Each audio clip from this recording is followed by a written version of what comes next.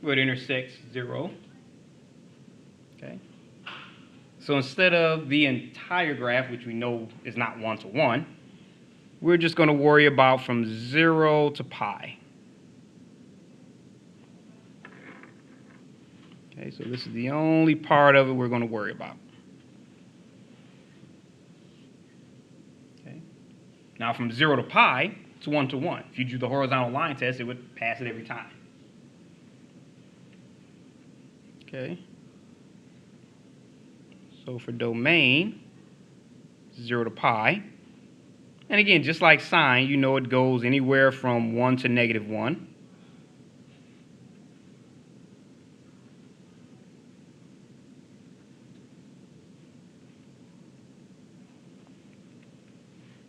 Okay. So you know that's where it's actually 1 to 1.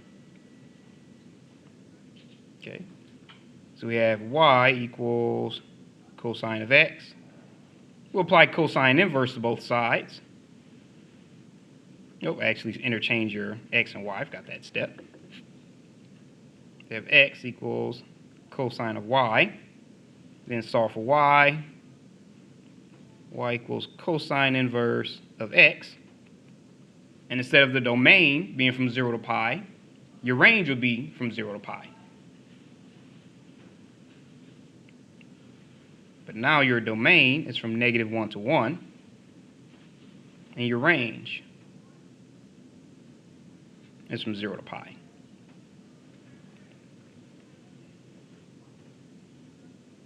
Okay. And just like before, the graph of the inverse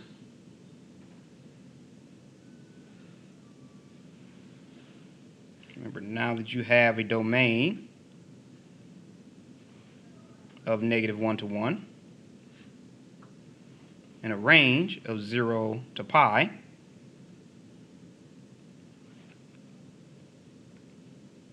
this graph is now going to go, do that a little bit tall.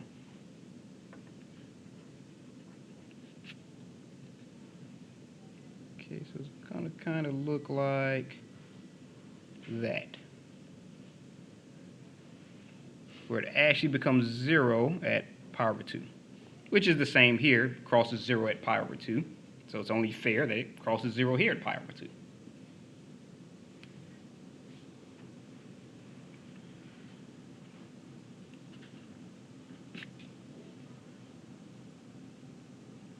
So cosine inverse of x. Okay. And just like sine, it's known as arc cosine. So cosine inverse of x is also known as arc cosine of x. Okay. And it has pretty similar cancellation properties.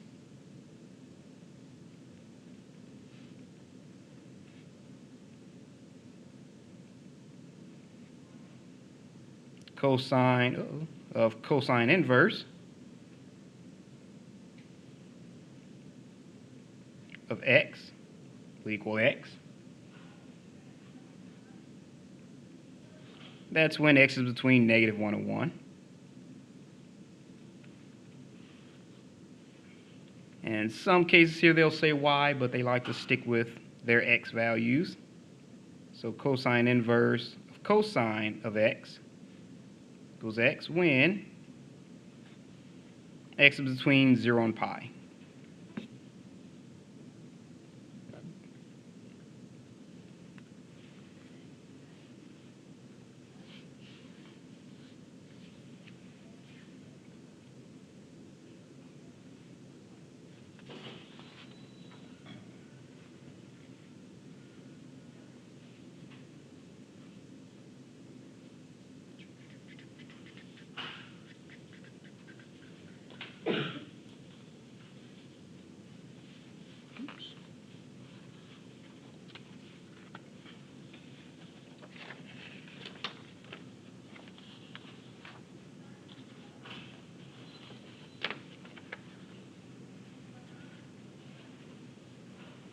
right, so let's say, for example,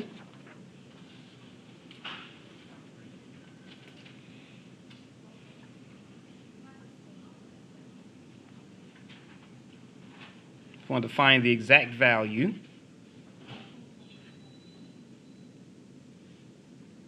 of, let's say for problem A, arc cosine square root of 2 over 2. We'll clean that up a little bit. For problem B, cosine inverse of -1. And let's say for problem C, cosine inverse 5 over 7.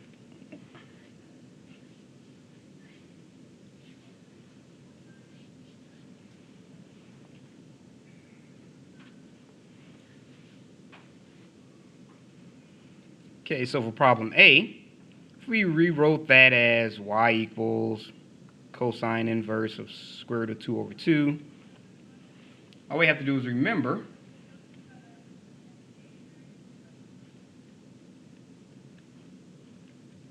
that cosine of power of 4 equals square root of 2 over 2.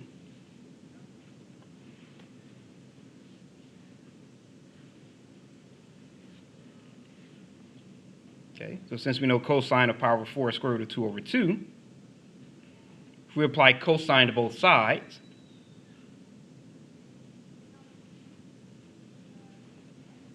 we end up with cosine of y equals cosine of cosine inverse of square root of 2 over 2.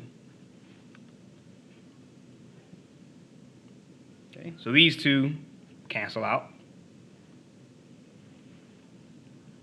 So we have cosine of y equals square root of 2 over 2 is only true when y is equal to power of 4.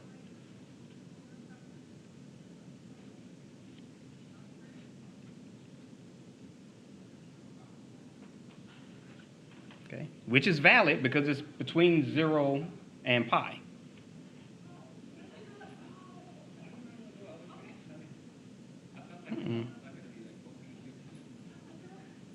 Well, since in the interval, it's probably a little clearer.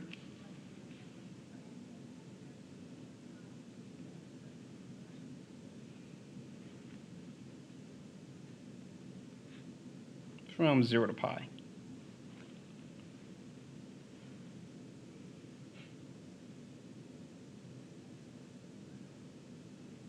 All right, we do the same thing for B.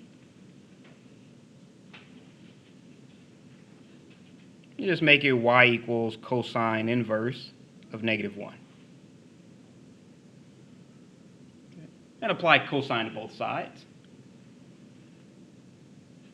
So you have cosine of y equals cosine of cosine inverse of -1.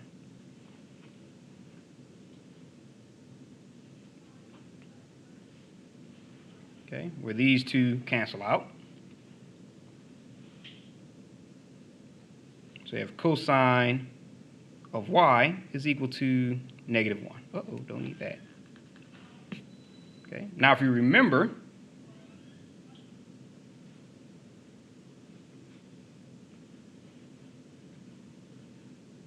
cosine of pi equals -1, and also cosine of 3 pi equals -1.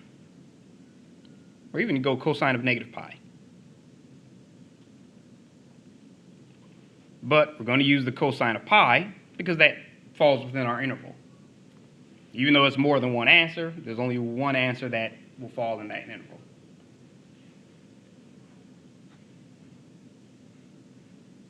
-pi is not in the interval from 0 to pi.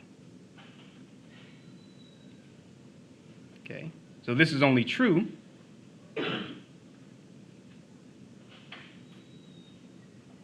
when y is equal to pi. For some reason I was about to put pi over 4.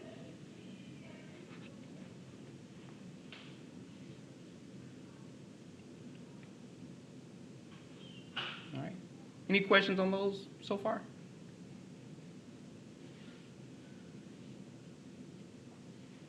All right.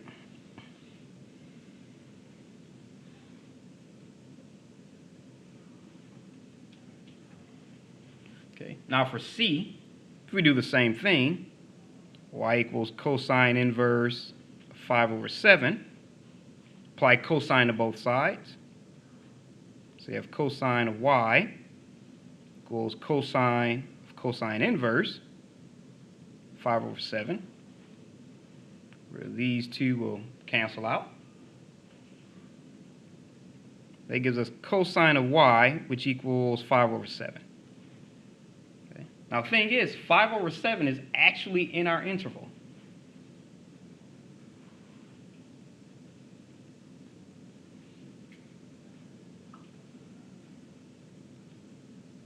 Zero pi. Because remember, pi is just 3.14, blah, blah, blah, blah, blah, blah, going on forever and ever and ever. Okay.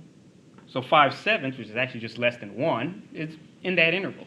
The only problem is we don't have like a direct answer to that one as far as like our predetermined values. So for problems like this, you will have to use your calculator. But that won't appear on the test, it just will appear on your homework. Okay.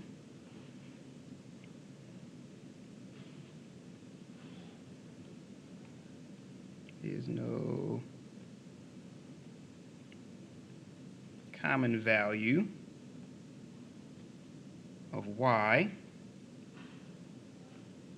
where cosine of y equals 5 over 7. Then you have to use your calculator, because you will have homework problems where they just want you to use your calculator.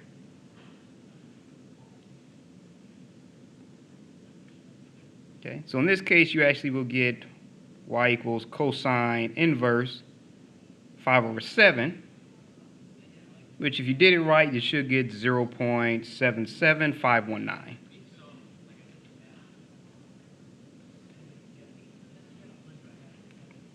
Okay, so problems like this won't appear on your test, but they do appear on your homework.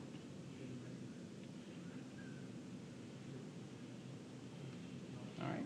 So any questions on that one?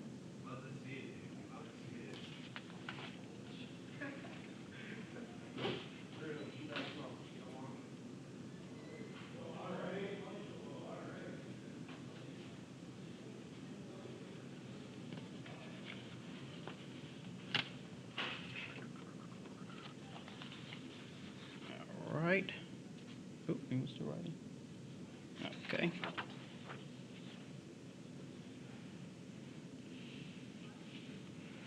Now we're going to do inverse of tangent.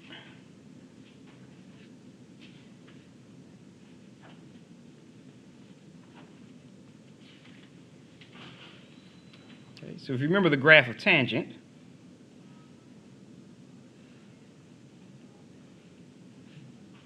you have your x, you have your y. Remember, tangent is equal to sine over cosine, so that means that cosine can't equal 0, which means x can't equal pi over 2 or negative pi over 2. And the graph of tangent looks kind of like that.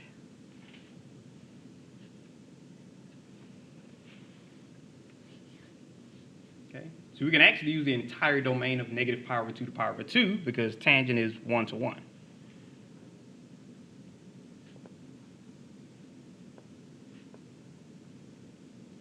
Oh, actually, because it can't equal pi over 2, we're going to use the parentheses.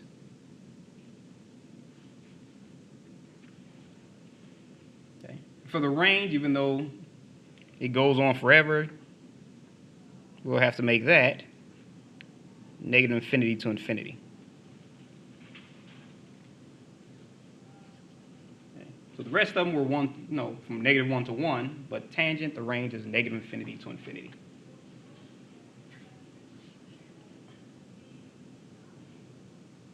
All right. Which means if we want to graph the inverse,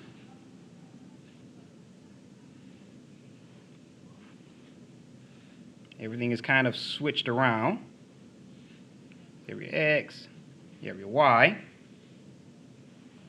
Okay, so remember y equals tangent x. You're going to change your x and your y. So you have x equals tangent of y. And you solve for y. So you have tangent inverse of x equals tangent inverse tangent of y, where those two will, make that look a little bit too much like an x. There we go. Okay, so you have your y here, so that means y would equal tangent inverse of x. And from negative pi over 2 to pi over 2, where it was our domain, now it's our range.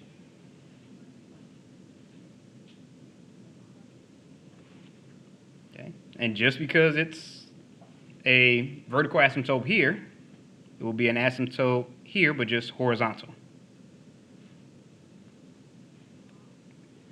And it goes from negative infinity to infinity, so the graph actually looks kind of like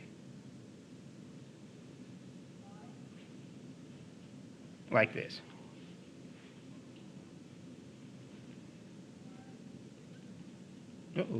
Tangent inverse of x.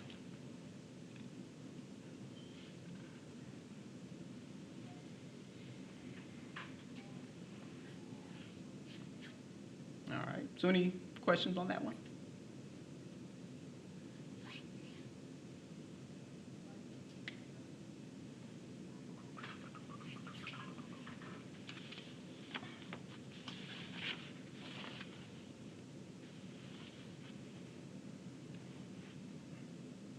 All right, and just like before, you have your cancellation properties, where tangent inverse of x equals x.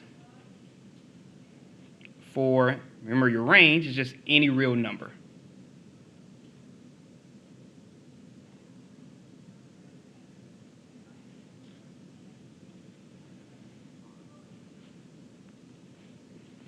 Bring that up some.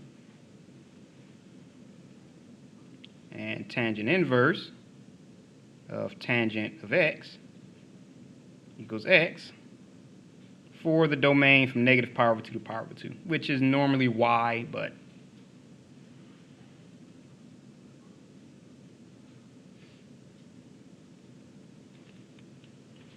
for some reason the book liked its x values.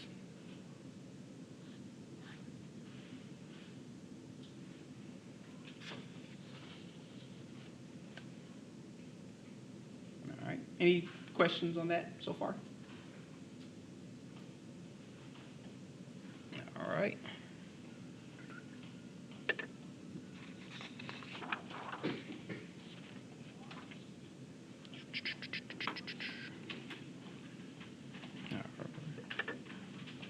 Okay, so let's say, for example, if you want to find the exact values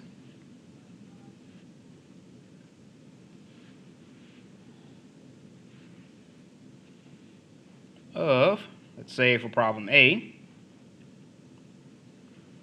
arctangent of 0. For problem B, tangent inverse of negative 1. And for problem C, tangent inverse of square root of 3.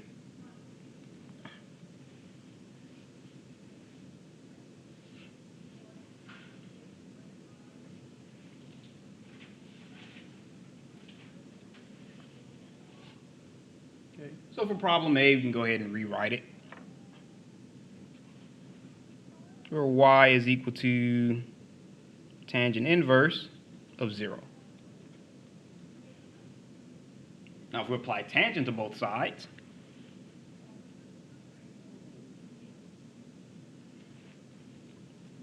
that gives us tangent of y is equal to tangent inverse of 0.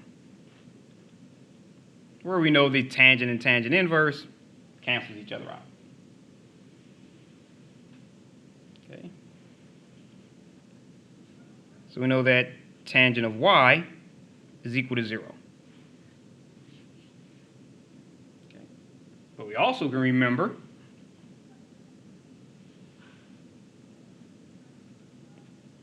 that tangent of 0 is equal to 0. So that means this is only true when y is equal to 0.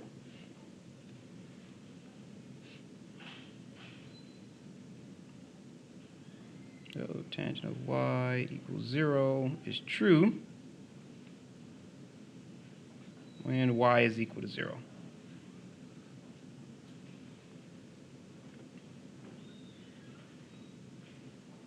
Okay. Now it's also true for sine of pi. But we're going to stick with the 0, since 0 is in between our negative pi over 2 and pi over 2.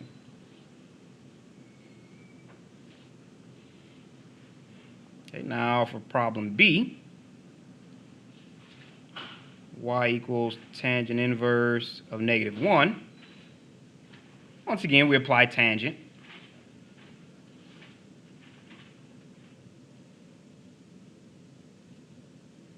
All right, so that gives us tangent of y is equal to tangent of tangent inverse of -1.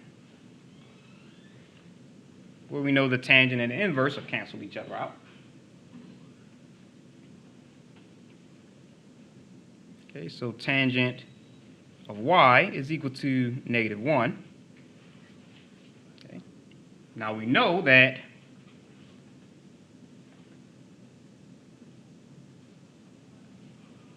tangent of pi over 4,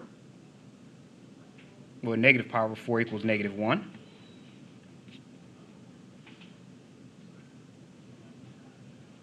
And tangent 7 pi over 4 equals -1. Bring that up a little bit. Okay. So of course we can't use this one because it's outside of the interval of negative pi over 2 to pi over 2.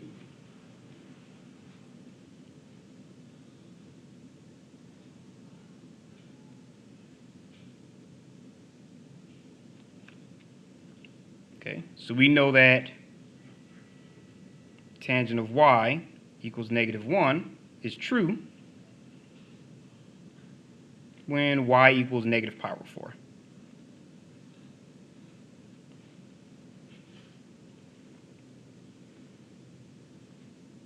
All right. Any questions on that so far?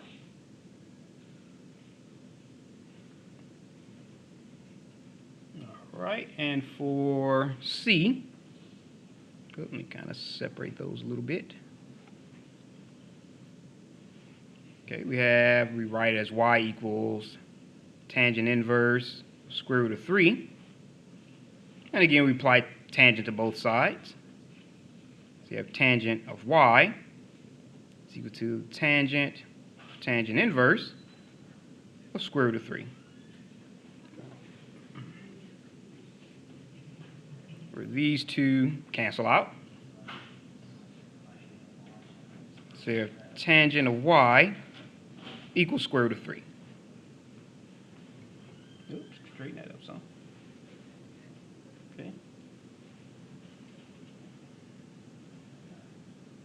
Uh-oh. Since we already know, I guess not since, but remember,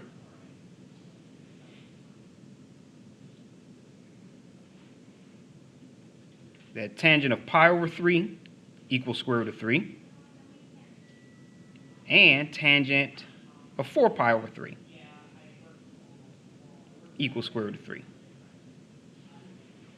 Okay. So you know we're going to use the pi over 3 because it's actually in our interval.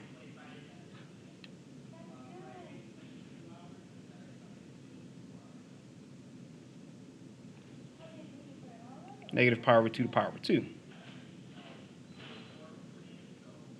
So we know that tangent of y equals square root of 3 is true when y is equal to pi over 3.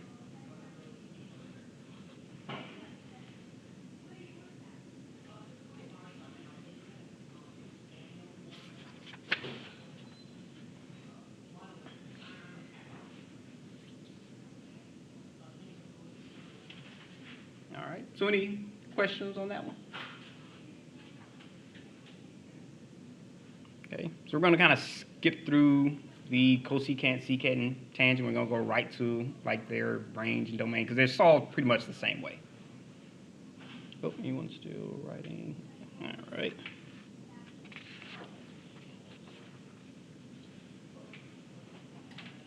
All right. So for cosecant,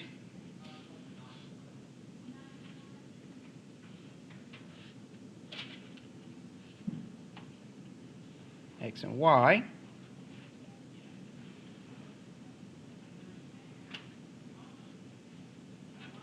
Okay, remember, cosecant is just sine inverse, so they're going to have the same domain and range. The only difference is the domain switches because you have your vertical asymptotes where you can't equal 1. I mean, you can't equal 0 in your denominator. Uh-oh, wrong one.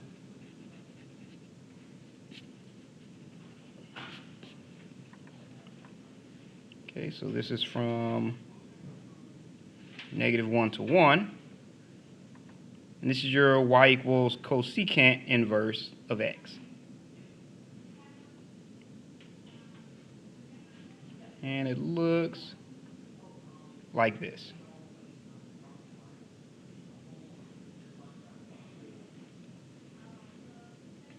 Oops, draw that out just a bit.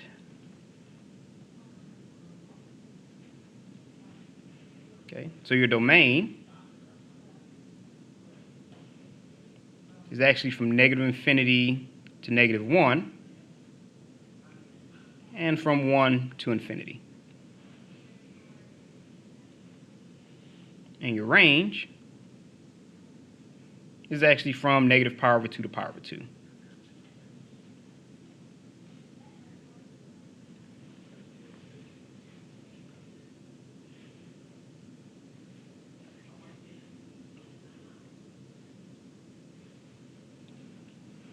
Right, and your, let's say if we get a few examples here.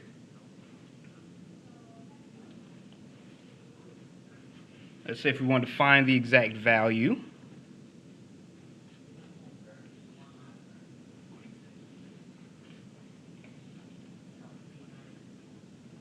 of, let's say for problem A,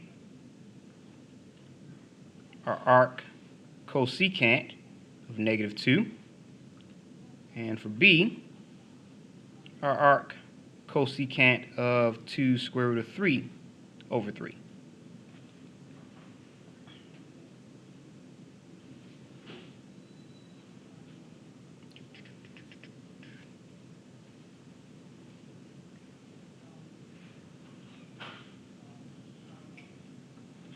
Okay. So for problem A,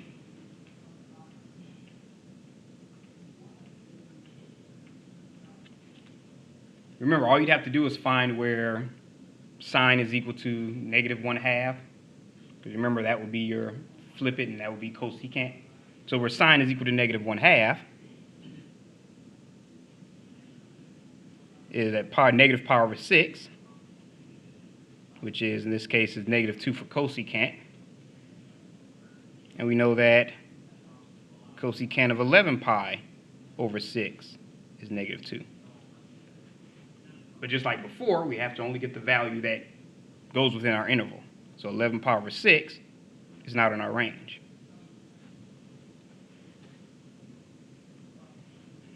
Okay, so y equals cosecant of -2. If we apply cosine to both sides,